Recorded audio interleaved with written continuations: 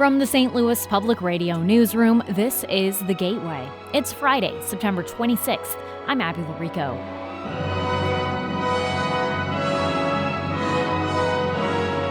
St. Louis Symphony's longtime home, Powell Hall, reopens today after 2.5 years of renovations. When you add it up, it gives you the same Powell Hall we love, and yet re-energized. It's a Powell Hall on 2.0 or on steroids or something, but it does look as beautiful as it did before. It's just fresh, very fresh. St. Louis Public Radio's Jeremy Goodwin takes us inside the St. Louis landmark to check out the changes, coming up after this news on The Gateway.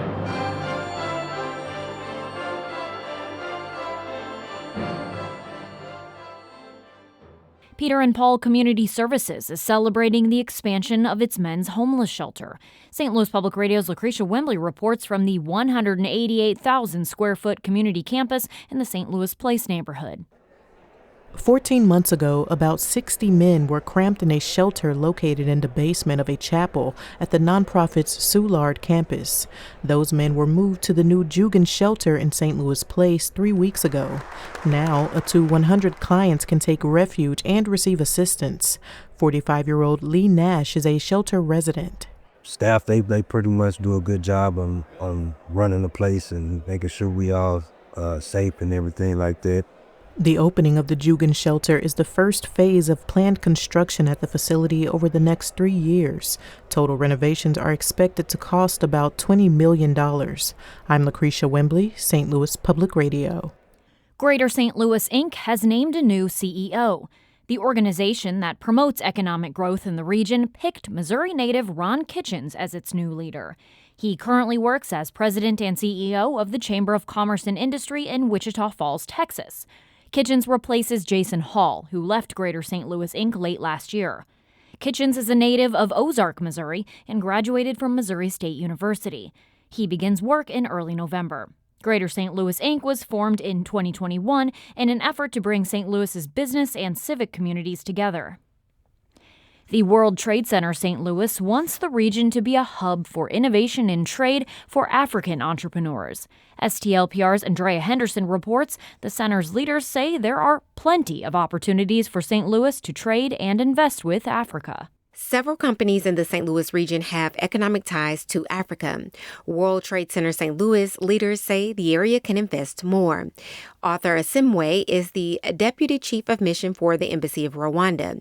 He hopes St. Louis can bridge its pharmaceutical and agricultural industries with his home country.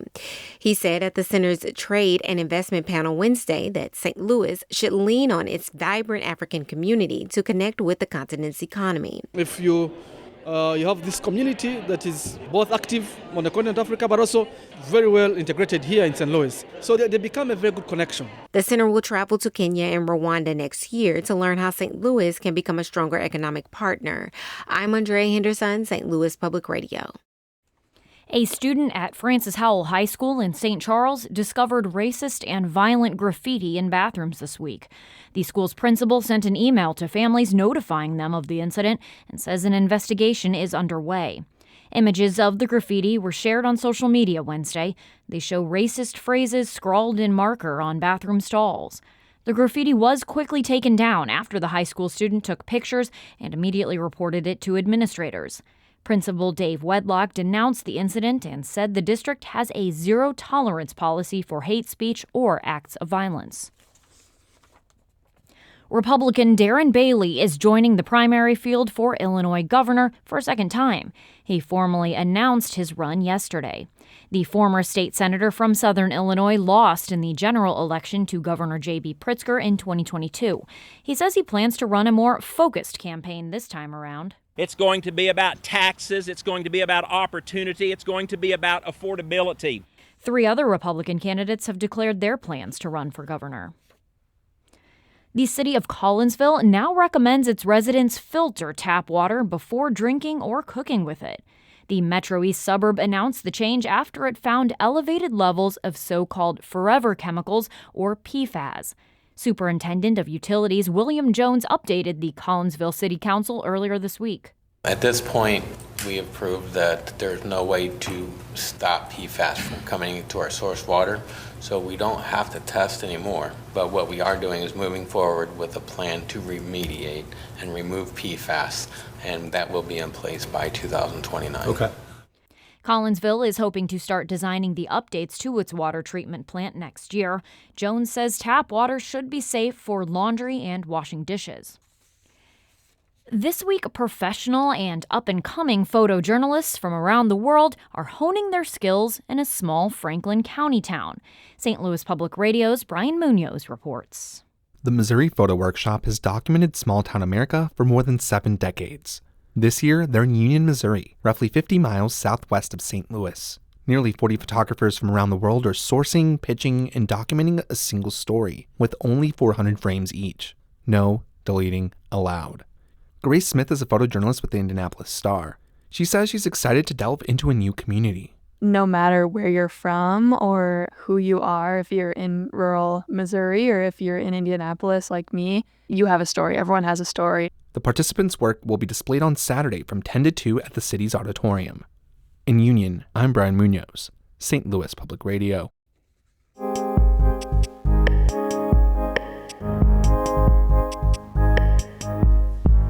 Today is the reopening of Powell Hall after a 2-year, $140 million renovation and expansion.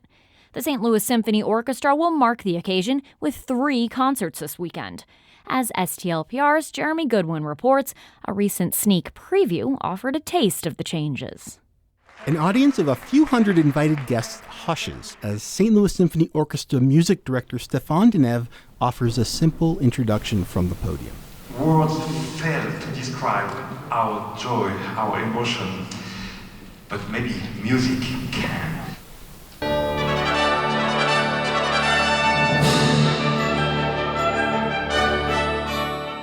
The fanfare by John Williams is like a welcome home hug between orchestra and audience.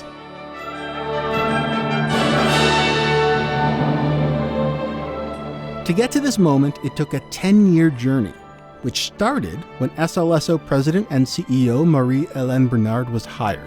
She told the board, "Powell Hall is great, but I gotta break it to you." To me, it looked tired, and it was clear that you need to address this because this is your future. And if we don't address it now, there's going to be problems later. Powell Hall was built in 1925. It hosted vaudeville shows before becoming a movie palace. In 1968, the St. Louis Symphony moved in. Renovated or not, it is undoubtedly a jewel of the region, a grand home for a symphony orchestra with a national profile. But it had issues. Prior to the renovation, musicians literally would warm up anywhere and everywhere they could, the basement, the boiler room, wherever. That's project manager Anna Levy. She says 12 new warm-up rooms now help the situation. As workers put finishing touches on the project, Levy shows off the concert hall. LED lights and a $2 million coat of paint make everything seem brighter, more vivid than it did before construction began 2.5 years ago. We realized that not all the paint matched. Also, back in the day, you could smoke in here, and so there was a lot of nicotine stains on the ceiling and things like that. Period nicotine stains, huh? Yes, exactly, vintage. Things look a bit different and sound different, too. Principal acoustic designer Brian Corey demonstrates how he measured the way different sound frequencies bounce around the room, using a tower of 12 speakers sending sound in all directions. I don't know if I've heard something like that before. Yeah, I don't think most people have.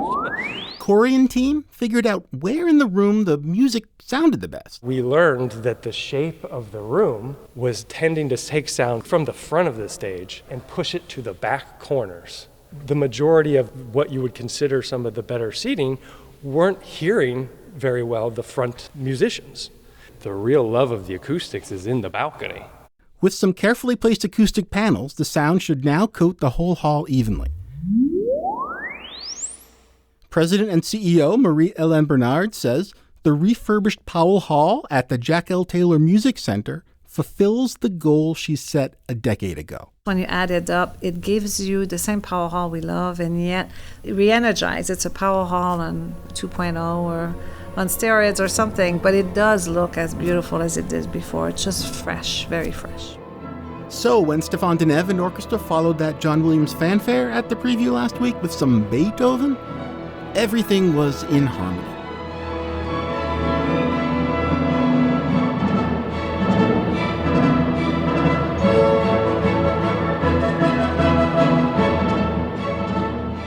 I'm Jeremy Goodwin, St. Louis Public Radio.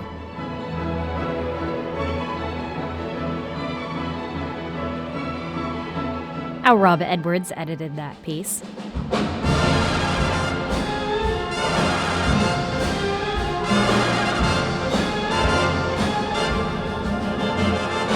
The Gateway is a production of St. Louis Public Radio, a listener-supported service of the University of Missouri St. Louis. Theme music by Ryan McNeely of Adult Fur, and, of course, today, music also provided by the St. Louis Symphony Orchestra. Right now, you're listening to Stefan Deneve conducting W.C. Handy's St. Louis Blues from a recent preview performance at Powell Hall.